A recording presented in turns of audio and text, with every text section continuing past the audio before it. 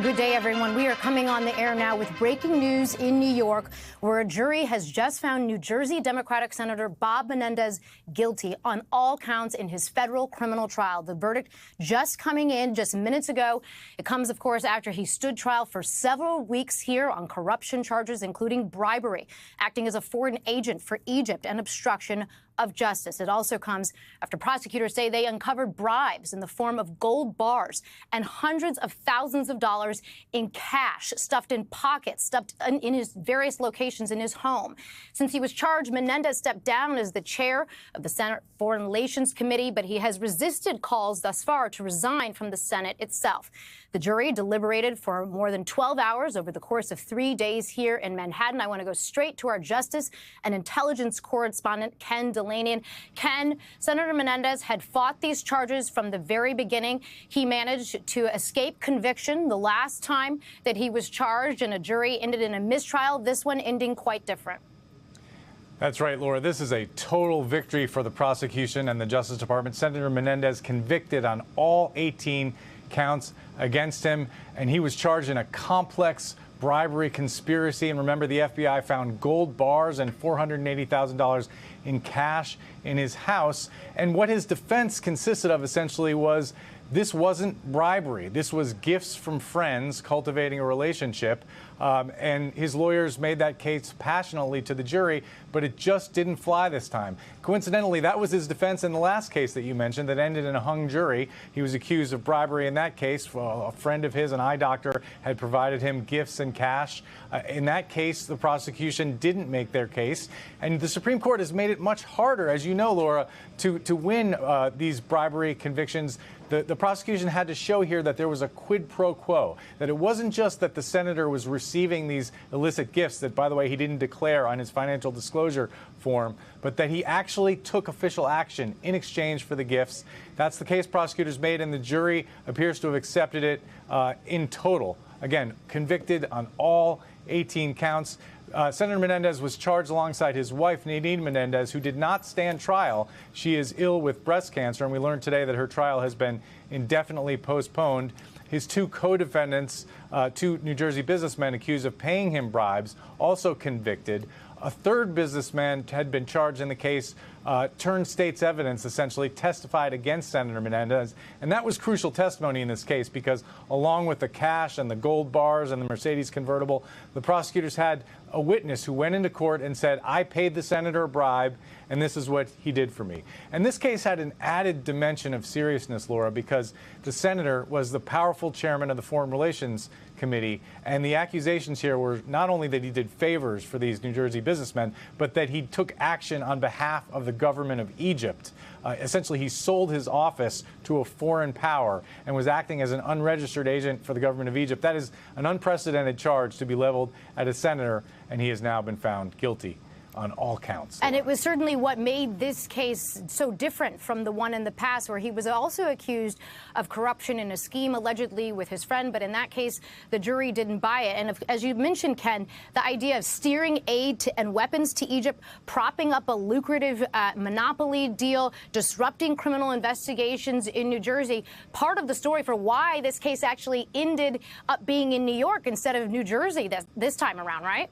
That's right. There were meetings in restaurants in Manhattan. You know, as you go through the different dimensions, there are so many different schemes alleged in this case, now convicted by the jury. It's hard to follow the twists and turns. So there's one separate strain here where the senator was helping an Egyptian businessman get the exclusive contract to provide halal meat to Egypt, and in return was doing favors for the government of Egypt at the behest of this business person, including, he had influence over foreign military sales, and he had great influence over how the Senate Foreign Relations Committee dealt with U.S. policy, essentially, toward Egypt. And what the prosecutor said, and what they've won a conviction on here, is that he took action in exchange for cash bribes from this Egyptian business person. And then separately, he took action on behalf of these other New Jersey business people trying to intervene with prosecutors to quash criminal investigations against them, unsuccessfully, according to the accounts of the prosecutors. But nonetheless, they were, in some cases, very troubled by a senator coming to meet them and essentially try to strong-arm them into going easy on his friends in exchange for money and for gold and for, in one case, a Mercedes convertible. All right. Ken Delaney, our justice correspondent, appreciate your reporting. For more on the impact in Congress up on the Hill, let's bring in our Capitol Hill correspondent, Ali Vitale. Ali, walk me through how his calculation possibly changes now that he has a conviction. He has been steadfast, defiant at times, and pushing back on calls for him to step down. He obviously gave up his powerful position there on the committee, but so far really resisted calls for him to step down completely. Do you think this changes that calculus? Well, look, technically speaking, Laura, there is nothing that says that just because a senator is convicted of a felony that they cannot serve in the Senate. Now, past precedent shows that all of the other people who have been indicted have either stepped down or their term has lapsed. But certainly more than 30 Democratic senators, his own colleagues here on the Hill, have called for him to step down, saying that he's lost the trust of the public, even as they said that the courts should work their will and that he should be innocent until now, of course, proven guilty. The way this impacts the calculation, of course, is what we're going to be tracking quickly, because it's probably going to reignite those 30 Senate Democrats who have called for him to resign already. But notably, we haven't heard from the top Senate Democrat, Chuck Schumer, on this. The majority leader has been mum. Of course, in the meantime, we have seen on the political side, Menendez no longer running for re-election as a Democrat. Instead, he has a challenger there. He's running as an independent, at least for now. And our understanding, Laura, was that sources close to him said if this was a hung jury or if he were found innocent, he would continue in that run. Of course, that tracks with the defiant posture that we have seen him take in over the course of the last few weeks and months that this has gone on. But just in the last few minutes, we are now hearing from Andy Kim, the congressman from New Jersey, who is challenging Menendez for that Senate seat. His statement reads in part that this is a sad and somber day for New Jersey and our country. He then says, I called for Senator Menendez to step down when these charges were first made public. And now that he's been found guilty, I believe the only course of action for him is to resign his seat immediately. The people of New Jersey deserve better. We have also seen his fellow New Jersey colleague, Cory Booker, come forward in the past few weeks and months and say that Menendez should step down. Of course, all of this likely to be reignited here on Capitol Hill now that this verdict has actually come down. Yeah, the verdict obviously very different than the charges itself. Appreciate it, Ali. I want to bring in NBC's News legal analyst Danny Savalas. Danny, let's talk about potential avenues for appeal. But before I do that, I just want to bring folks up to speed. We have 16 counts, guilty across the board here. His attorney's upset. We're getting this reporting from in the courtroom. His family wiping tears from their eyes. The clerk reading the jury the verdict back.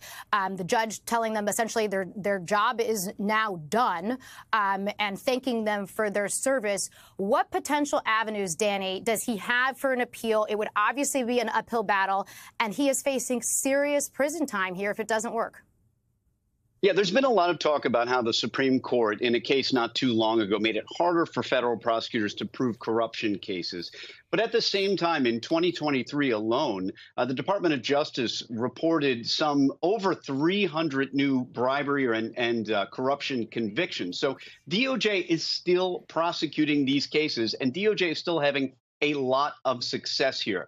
It's not a big surprise that he was found guilty on all counts. I've defended these bribery and corruption cases. They are really difficult to defend, no matter what the Supreme Court has said recently or before that. And the defense is usually the same thing, because it's the only thing left to your defense attorneys, which is the government's put on all this evidence of gifts coming to the official, and the government's put on evidence of things the official did to benefit that person who gave the gifts. And the defense is usually left with the only arrow in the quiver, which is there's no formal written agreement of this quid pro quo. But the jury can infer the existence of that this for that arrangement, and they do make that inference, because it's just too hard to argue that an official got this many goodies and gifts and that he just happened to separately and without consideration of those gifts do something that incredibly benefited the giver of those gifts or that person's friends. And the law allows to consider the benefits that go to a friend. It doesn't directly have to be to the person who handed over the gold bars or the sports cars. And in the meantime, Danny, do you think the judge will allow him to stay out of prison on bail? He's not going to be taken into custody.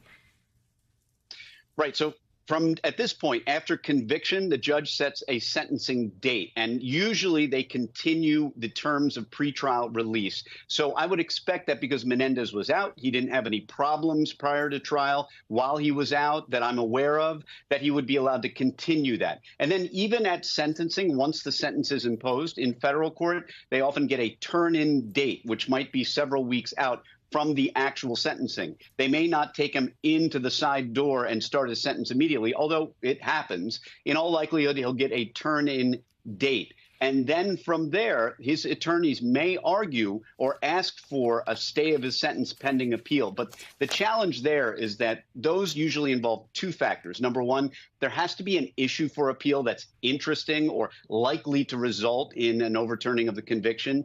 And secondly, the sentence itself can't be too long. Now, we don't know what that sentence is yet. Right. The problem with financial crimes is that the dollar amount of loss often boosts that sentence into the stratosphere, which makes it less likely that he would be successful to getting a stay of his sentence pending appeal. Danny, just quickly while I have you, do you think this changes the calculation for Nadine Menendez, who's obviously facing her own charges? Do you think she now takes a plea?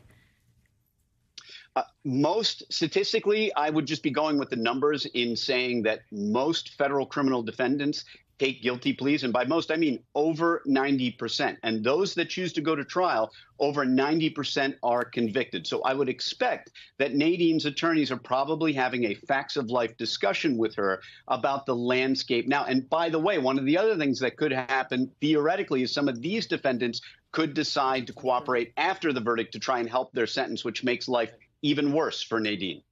Danny Savalos, appreciate you always jumping up so quickly for us. Our thanks also to Ali Vitale and Ken Delaney. And again, Senator Menendez, the Democratic senator from New Jersey, found guilty on all 16 counts. That concludes this NBC News special report. We will have much more ahead on NBC News Now and Nightly with Lester. I'm Laura Jarrett. Thank you for watching. Thanks for watching. Stay updated about breaking news and top stories on the NBC News app or follow us on social media.